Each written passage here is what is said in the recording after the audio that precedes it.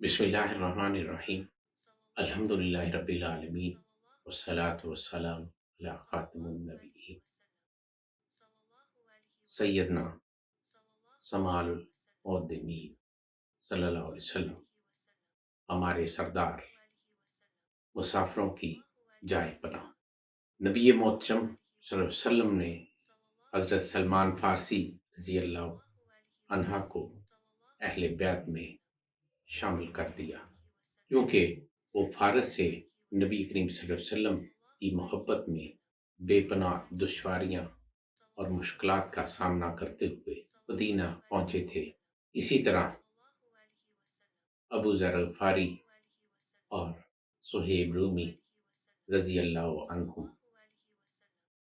کے لیے آپ صلی اللہ علیہ وسلم جائے پناہ بھی بنے، سہارا بھی بنے، اور آپ صلی اللہ علیہ وسلم نے انہیں اپنے پڑوس میں رکھا اور ان کی کفالت کرتے رہے۔ وما توفیقی الا باللہ۔